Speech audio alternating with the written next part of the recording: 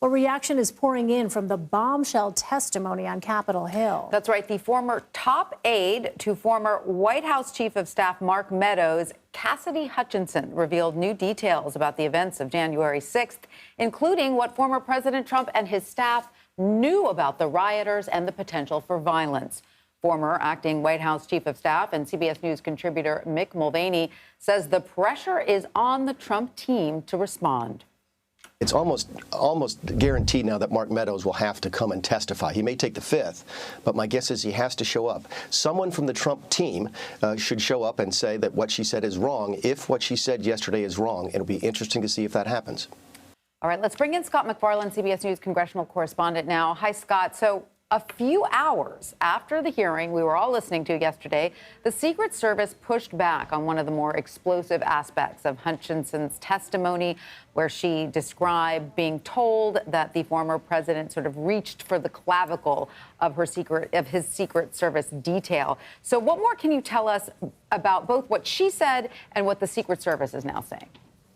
Hey, Elaine and Tanya, there are some dueling statements, but these statements were made under very different circumstances. Let's begin with the testimony of Cassidy Hutchinson, who, while under oath, under the pain of perjury, said she had heard from a colleague an account of an altercation in the Beast, the presidential limousine in the presidential motorcade, in which the president had lunged toward a Secret Service officer and lunged toward the steering wheel.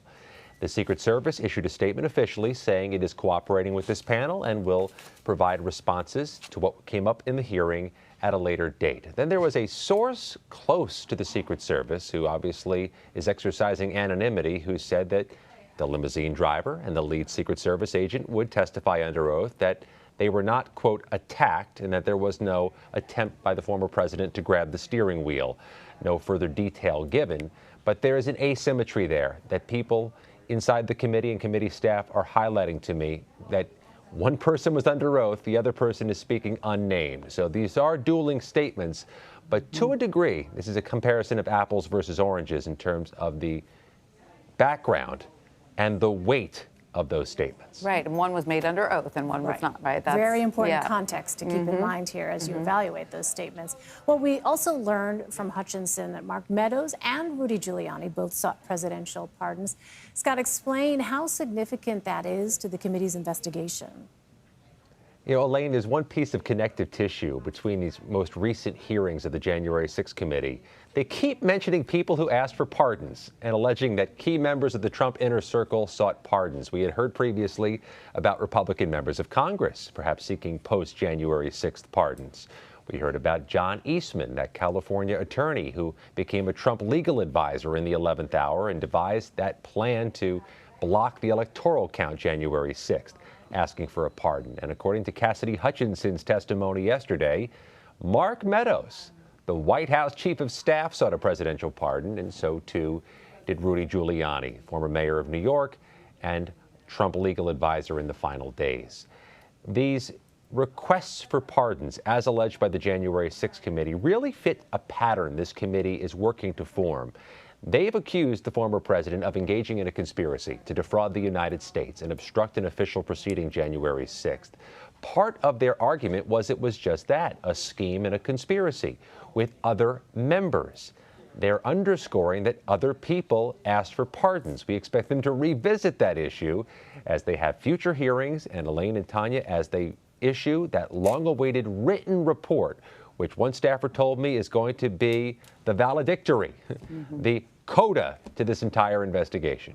Well, Scott, so many have been waiting for a so-called silver bullet to criminal charges against Mr. Trump and some of his top aides. Is what we heard yesterday that? Is there enough to prove intent? What did we hear yesterday when it comes to the potential for criminal charges? Now, I asked the former committee investigator, Denver Riggleman, this morning if he thinks this committee is trying to speak to the Justice Department, directing its hearings to an audience of one, the U.S. Attorney General. And he said, yes. And note the language they're using, Elaine and Tanya. They've accused the former president of obstructing an official proceeding. Kind of an odd term, right? Well, that's the phrase the Justice Department's been using when it charges many of the rioters charged in January 6th. That is a criminal phrase in the U.S. Code, so perhaps no surprise. The committee has employed that language. At the end of yesterday's hearing, it really was punctuated by this accusation from Vice Chair Liz Cheney that there's been some witness tampering. Some people in the Trump inner circle trying to deter witnesses from participating.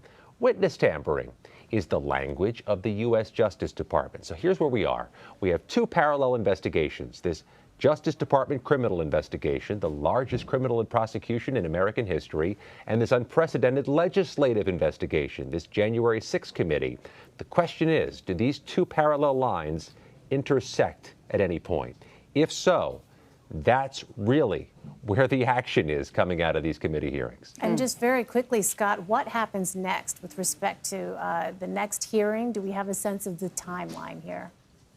Well, we expect at least two more hearings, potentially in mid-July. That being said, as recently as this weekend, the committee said they were going to go dark for a couple of weeks, and they had a hearing yesterday. So timelines seem a bit fluid. But about that intersection of lines, the question is, does the Justice Department specifically prosecute somebody because of what this committee found? Or, Elaine and Tanya, does the committee specifically recommend a prosecution to the Justice Department because of what they found? All right, all eyes on Merrick Garland, it would seem, at the moment. Scott Macfarlane. Scott, thank you very much. Thanks, Scott.